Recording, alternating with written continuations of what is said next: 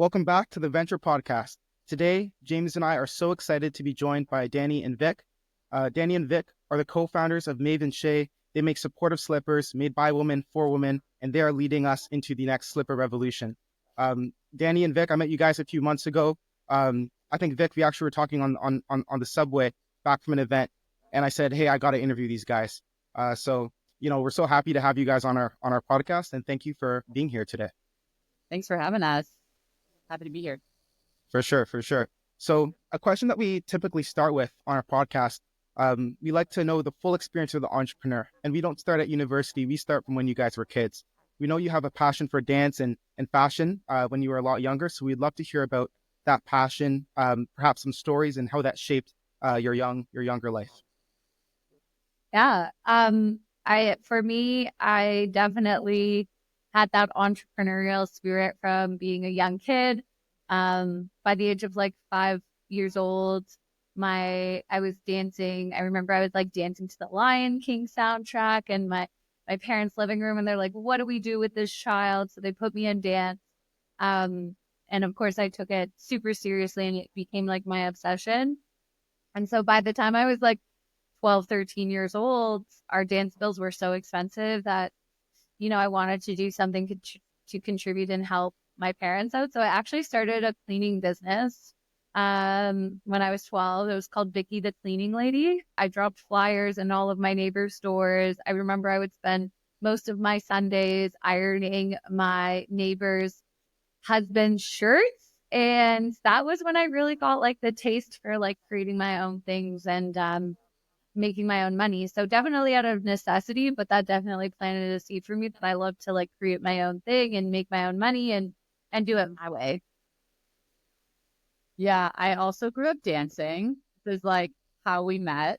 So I feel like it's a very big part of our like ethos in general. And, for all of our businesses, it's been a big core value of ours. Like dance has been at the root of everything. I started dancing competitively, like quote unquote late for what most people did. And it was because I didn't know what I wanted to do. And then at like the age of 9, I asked my parents, I said, "Can I please audition for the competitive program? Like, I think this is something that I want to do." And I kind of got that itch for the competitive dance world, which for those who don't know is pretty intense and like pretty grueling and probably more expensive than like hockey. And it teaches you a lot of discipline. And I just felt like it was so much fun for me. It was like my creative outlet. Same as Vic, I was making up dances in my bedroom and doing performances. And it was something that I always loved to do. So I'm very grateful that I got the opportunity to do it, even though I was late and like had to make up for the time that I had lost. But yeah, I feel like at nine, I know. It's like at 9 years old, it was too late. Washed up and dry. But I really like that experience shaped me. Like growing up dancing competitively has been the biggest thing that has shaped my life as a whole. And it's the reason I met Victoria, because we met at the U of T dance team auditioning there. And I am so grateful that two of my friends from my dance team from growing up were like, "You should come to U of T because they have a great dance team." And that was just like the reason I went there. So sometimes you just do things and you don't know why you do them, and they like pan out in big, big ways. So yeah. For sure. And when you guys were doing competitive dance, out of curiosity, were you doing tap, jazz, acro, ballet? What specific dances were you guys doing, or were you across the board? Were you jacks of all trades? Yeah, we did the works. We did ballet, jazz, tap. We're like underselling ourselves. We both went to like the top studios in Canada, like 2 of the top studios in Canada. So we both literally had to be outstanding in all styles, like jazz, tap, ballet, hip hop, acro, lyrical, contemporary. I think that's it. That's it. That's awesome. And which studio? I'm just so curious because my sister was a competitive dancer as well. So I sat through my fair share of dance competitions, nationals, I when I was a lot younger. So nice. Yeah. Which studios were you guys part of at the time? You were one of the cheers in the crowd for us all. I went to Elite Dance Works, which is based in Markham, Ontario. And No, Danny, Elite. yeah, and Yeah. Danny went to Vlad's, which you probably know as well. Okay, yeah, I know both of those. Yeah, I know Yeah. both Elite and Vlad's. I had a guy I used to go to school with went to Elite. He went on to become a great actor. Actually, he did Billy Elliot, the musical. He was the lead in that. Are you talking And about yeah, I Julie? went Julie and Elia? Julian. Yeah, I'm talking Yeah. about Julian. Yeah, He actually, yeah. you know, we love Julian. He did he's gone in like video production, and he did a recap on Mave and Chez recently on his socials. So There you go. yeah. Full circle. Awesome. Very cool. I taught Very him. cool. Small world. Small That world. tells you how old I You am. did. Yeah. That's awesome. That's awesome. Cool. So, James? yeah, so I guess dance took you guys both to the University of Toronto. Very cool that you guys were both you guys were on a similar trajectory, dance, now school together. Were you exposed to anything life-changing at U of T, or what were you guys thinking about in terms of career there? Did that open up any doors? I feel like we kind of created our own magic there because we got zero funding from U of T to like run this dance team. So Vic and I got on the dance team, and then a year later we became the co-captains of the team. Yes. And so we had to run this Wow. team that was like just as competitive as like all of the other sports teams at the university, but with no funding. So we were like, we want to take this to a professional level. We want to make this amazing. So we started like running events and fundraisers and pub nights and bake sales to like get money so we could just, you know, apply for dance competitions and get costumes and like pay for like normal things that like any other sports team would pay for. Yeah. Because although I was a pre-med student, Danny was in political science.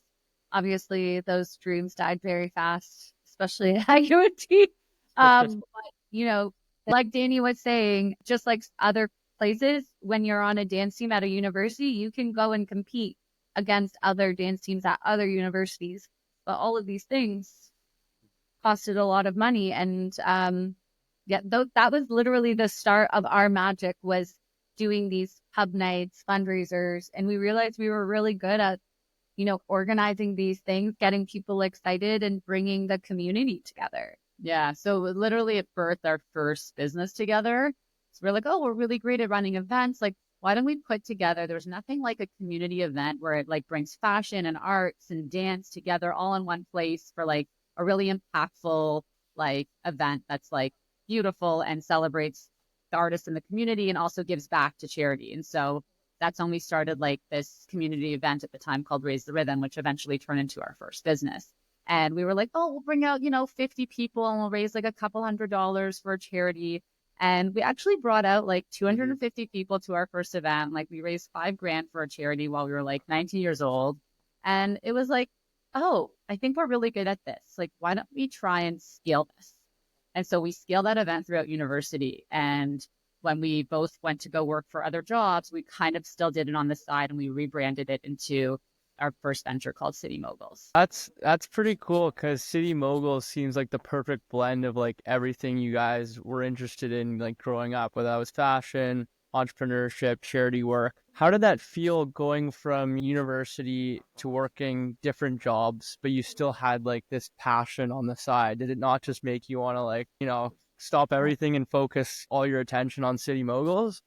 Yeah, for sure. I think, back when we were in school, we thought we had to go down these like traditional routes, like the traditional 9 to 5 job to be considered like successful and like a worthy member of society. Like there wasn't, at least in our realms, we didn't think there was like this possibility to really like start our own business. And it wasn't until we really went all in and worked for other people that we were like, we're so miserable. We hate this. We both had like horrible, horrible bosses, like people that were not nice people. And we're like, we can do such a better job. We can manage people so much better. We can create our own thing. We can create so much more impact if we do our own thing. So going that traditional career route was great for us to get some real life experience, but it was also great for us to realize like, this is not what we want to do. We want to figure out our own way to be quote unquote successful. For So sure. tell us how, like, what gave you the conviction to leave your job and ultimately go all in? Was it like, were you getting some traction with City Moguls, or was it kind of just a leap of faith? I think most entrepreneurs will tell you the same thing, which is there's never a good time to go off on your own, and you do just have to take a leap. And so I was at an experiential marketing agency at the time, and I was like, I'm going to give this one full year. And I remember at day 365, I was like, I cannot stay here for one more day. And it was a blessing. It was a blessing that I just wasn't good working for other people because it gave me the courage to leave. And I was like, I'm going all in with this business. And the worst case scenario is that there's another job lined up for me somewhere else and I'll figure it out. And so I was like, I'm going. And then I was like, come with me. And we kind of just were like, there's never going to be a good time. And I think we got the experience we needed. And I will say it was really important that we did go work for other people. And I think that gave us a really big leg up because a lot of the things that we did working for other people opened up some doors for us later on and opened up some connections for us later on. So although it was like misery, it was also like a blessing in hindsight. But yeah, I feel like there was never going to be a good time. So we were like, fuck it, let's take a leap of faith. And we haven't looked in 14, 13 years. Mm-hmm. And when you guys decided to go out on your own, could you guys speak a little more to some of the lessons that you wanted to translate into your own business? So like, it was like, maybe I want to do this thing better, or I want to really focus on this, or when we focus a business, we want to hire in this way. Could you maybe share some of those lessons that were super important to you guys? Yeah, I think one of the biggest things that I alluded to earlier on was, Dani and I were such hard workers in our companies and both experienced like not the best management experience. I was the assistant to the co-founder of a pretty well-established charity in Canada, and I got so much, direct experience on like how to raise money, how to go out there and ask for sales and all of that.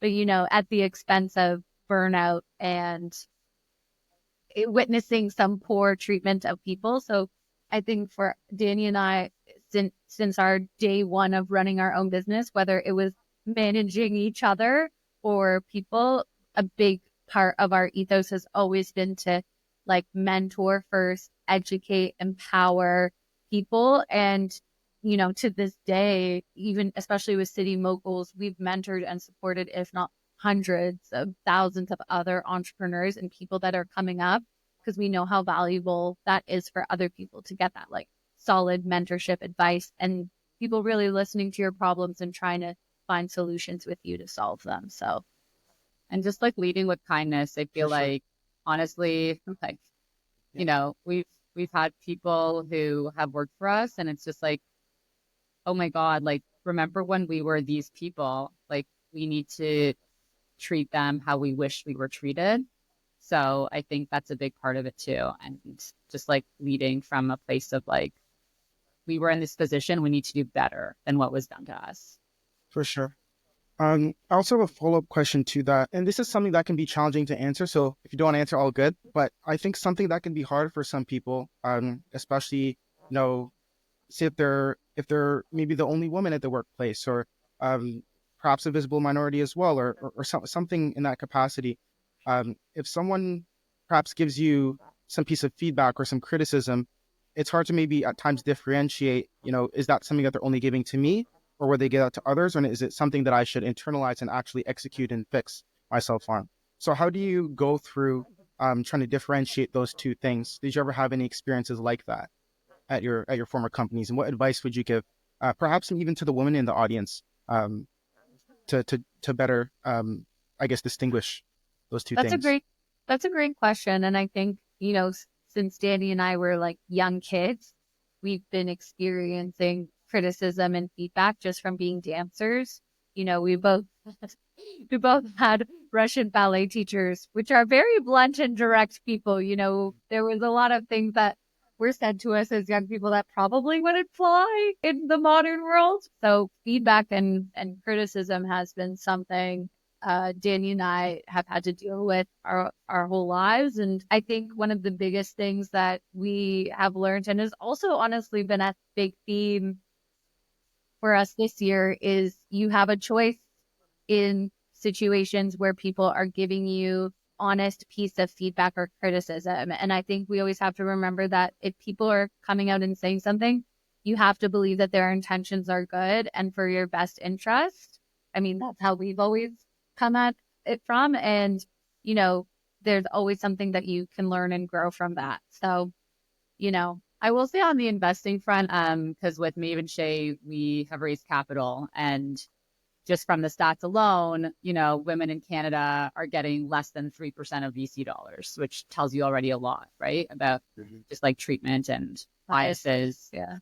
And so I think with that, I think sometimes we do get questions in meetings that are more about how are we going to do things to de-risk, instead of questions that men typically get, which is how are you going to scale? And so I think that that limits us as women founders, because we're like, we just want to also scale. Like, let's talk about scale and growth instead of, you know, how are we going to manage our risk? So I think that's something that's come up a bit, and, you know, it's not holding us back. We're very determined to raise capital, and just laugh a lot about things. Like, I don't know if our male counterparts have to deal with this, but we will get comments sometimes like, oh, your hair looks really nice today, or I like that you curled your hair for today's meeting. And we're like, how is this relevant to us operating and running our business? And, you know, thankfully we have each other and we can laugh about these things behind closed doors. But yeah. Have a good sense of humor. Don't take things too seriously. Yeah. That's great advice, guys. Thank you. Cool.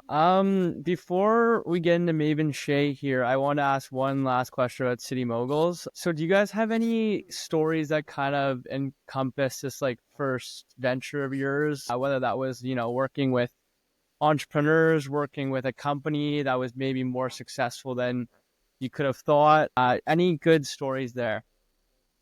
I mean, I have a really good fuck up story. Like, we were running City Moguls. I remember I think it was our first or second event. It had to be our first, because I really hope we learned from it from our second. Hopefully.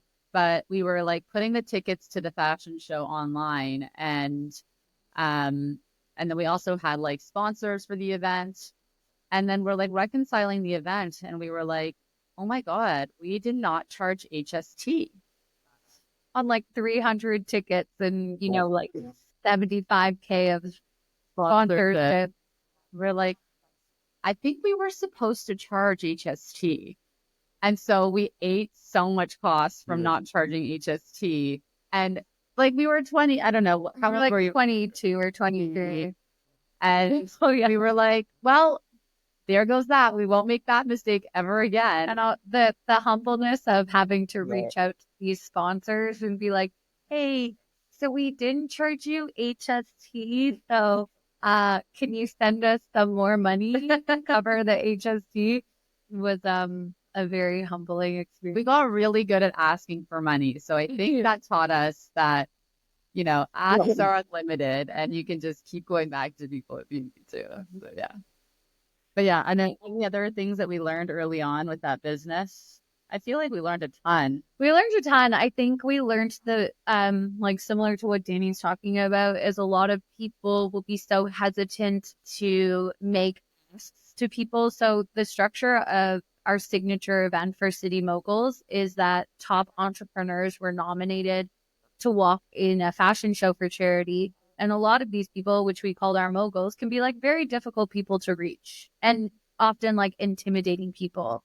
So, you know, we learned very early on that we shouldn't be afraid to reach out to these people and ask. Also, it was like a big honor for them, and the whole thing was about them. So why wouldn't they want to be there, you know? But I think, you know, when I talk a lot to young entrepreneurs, they're so hesitant. They're like, oh, I'm going to wait until I'm at this milestone, and then I'll ask that influencer. Or, oh, I'm going to wait till I'm $1 million comedian, and then I'll ask. And I'm like, if that person is in your radar, like, just go and make that ask. You know, we got people like Michelle Romano and Alan Lau, and Joanna Griffiths to be a part of our events just by being persistent and asking and following up a few times and not giving up. So don't be afraid to make those asks.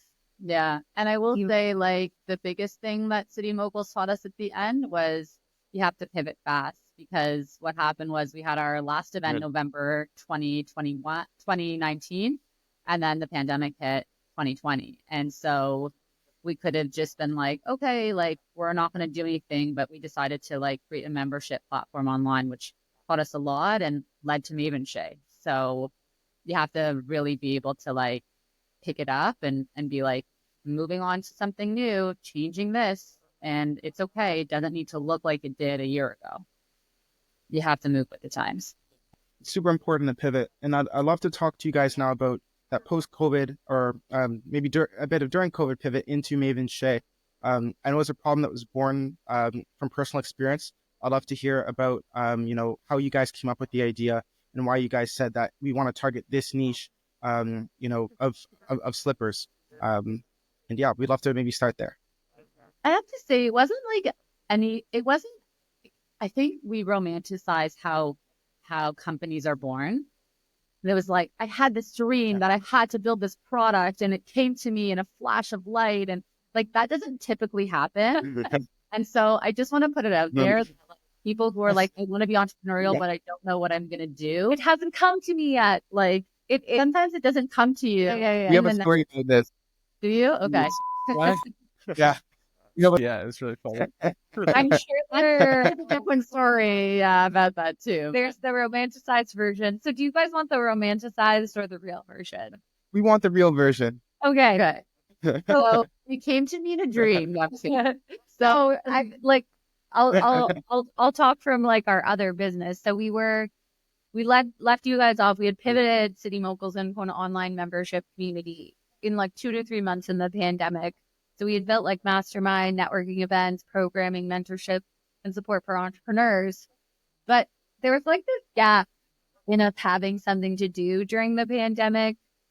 And we were meeting with mentors and getting advice. And one of our mentors who became an investor was like, Victoria, Dani, this pandemic isn't going anywhere.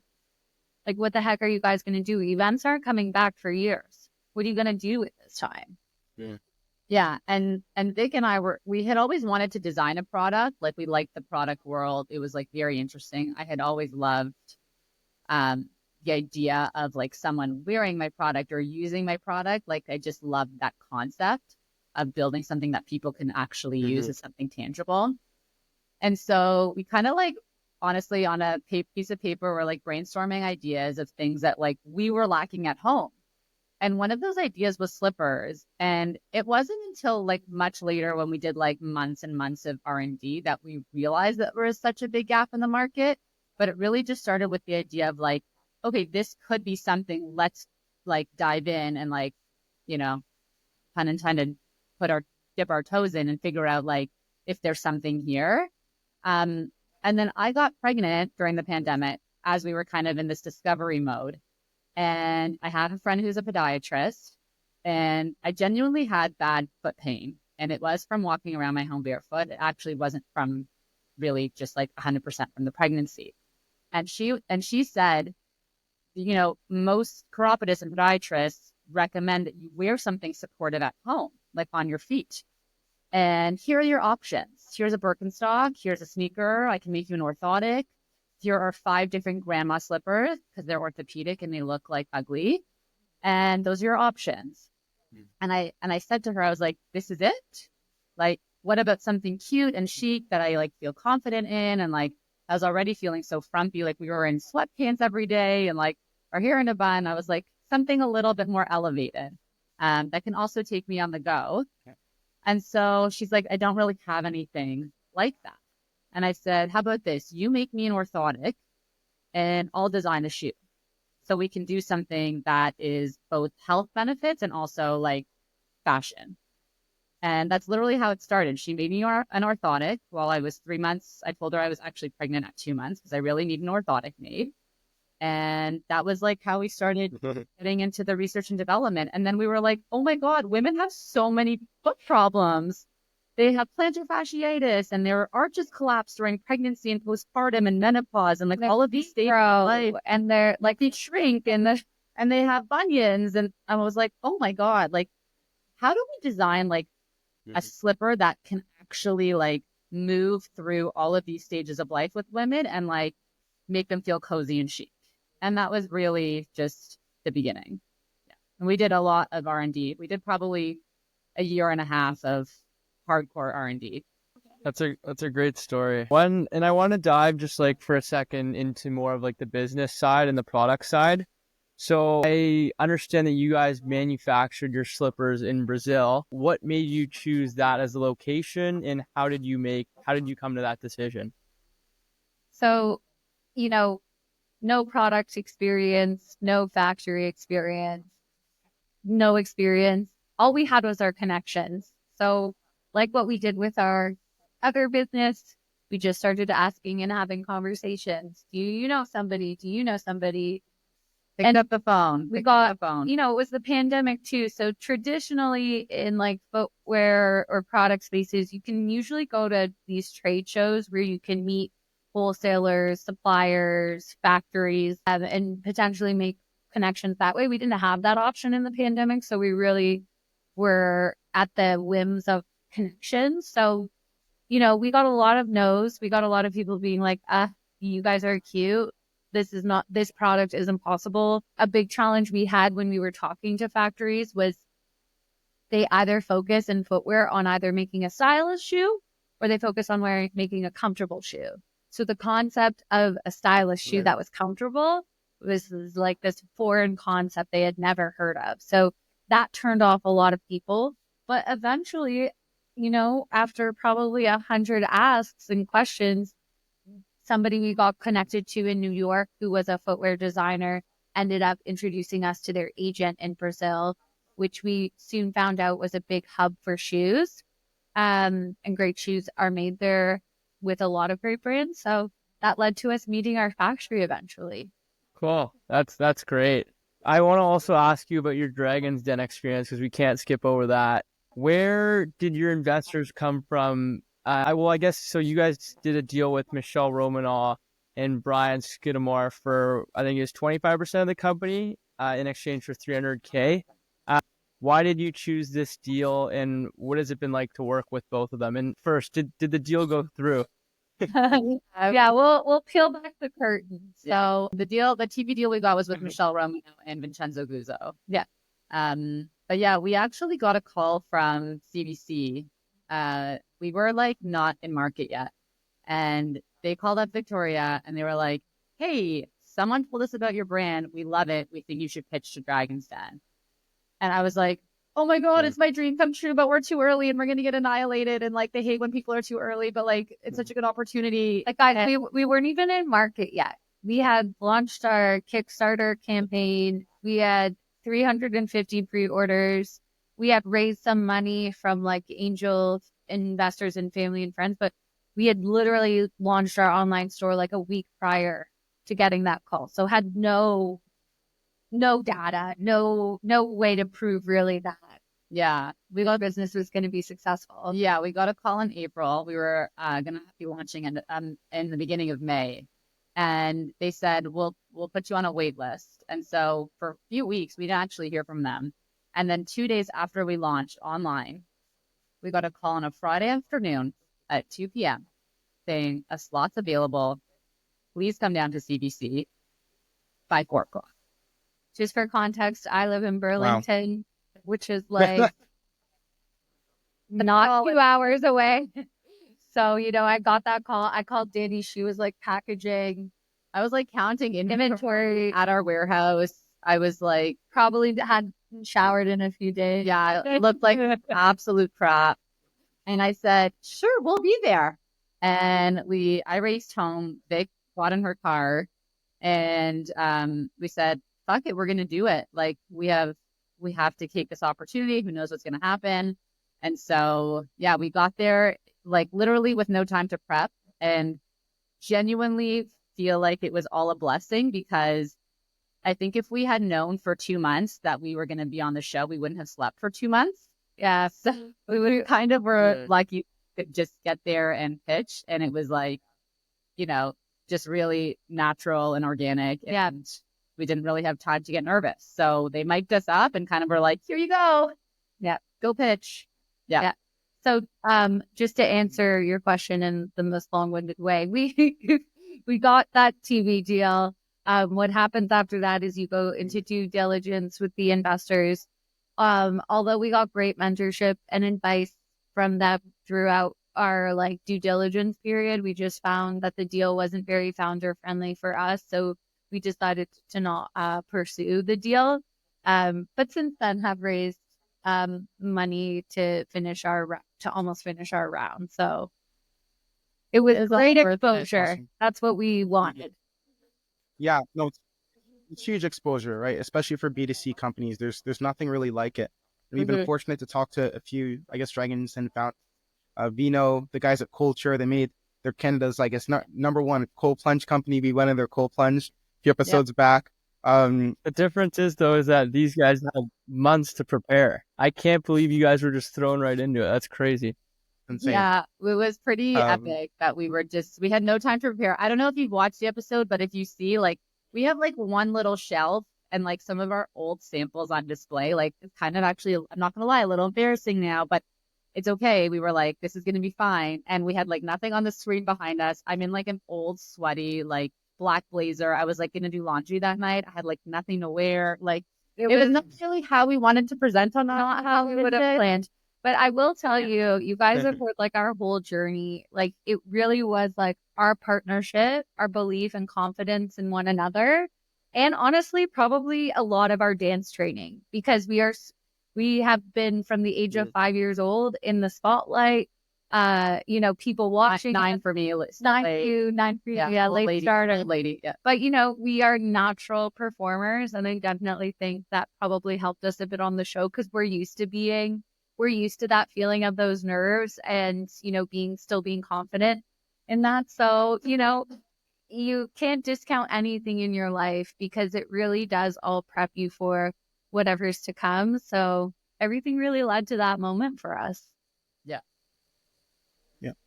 that's awesome. That's a great lesson for people too. Like you can't really connect the dots looking forward. You can only connect them looking back. So that will definitely be put in this episode.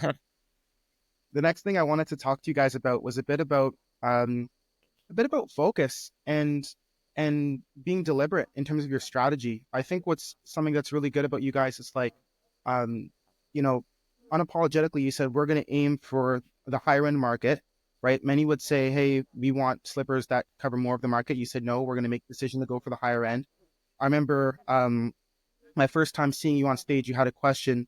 I forget her first name, but her last name was Bannister. I remember she stood up and she asked you about, and I think, I think it was the man actually before her who asked you about, are you going to expand to a men's line as well? And you said, no, we're going to go for the women.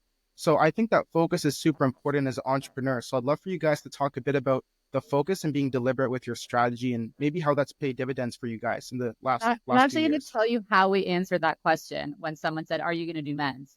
And I said, majority of the shoes on the market, especially slippers, are made for men's feet first and women's feet second.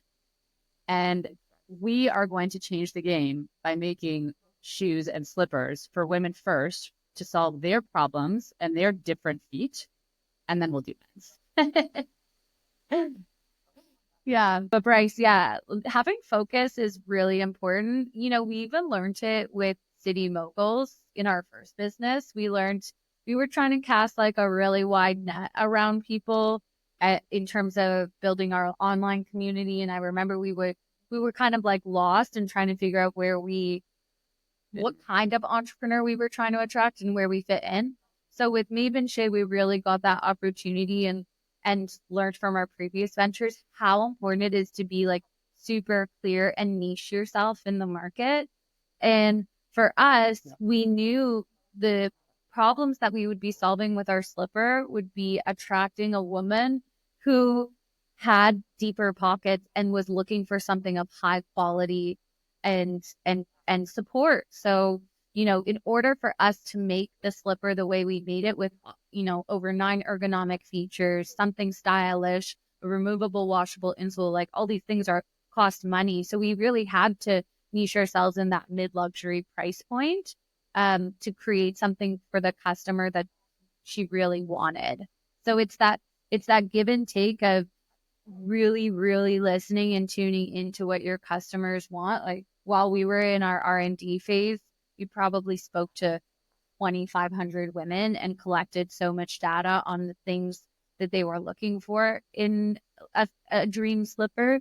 So that customer interaction and not just assuming you know what they want was really big for us in terms of focus. And I think it's okay that we don't serve everyone. I don't think like there are brands that service tons of people, and like I think that's great, but they also still exclude people.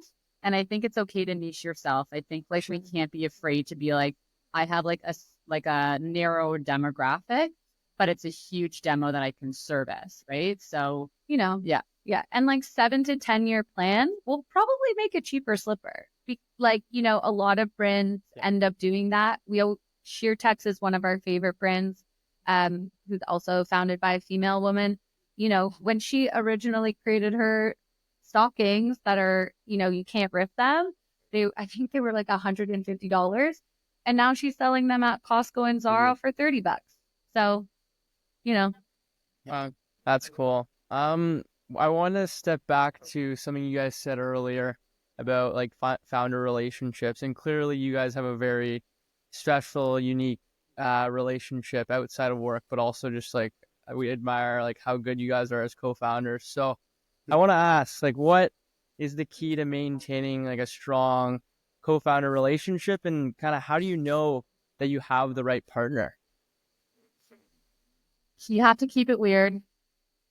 Like if you don't find someone that is just as weird as you are, that can keep up with you at that level, like we are at our core dancers, and only other dancers and artsy people will know that we get a little crazy and we're pretty intense and we're very passionate, and you just need to find someone who's like at that level.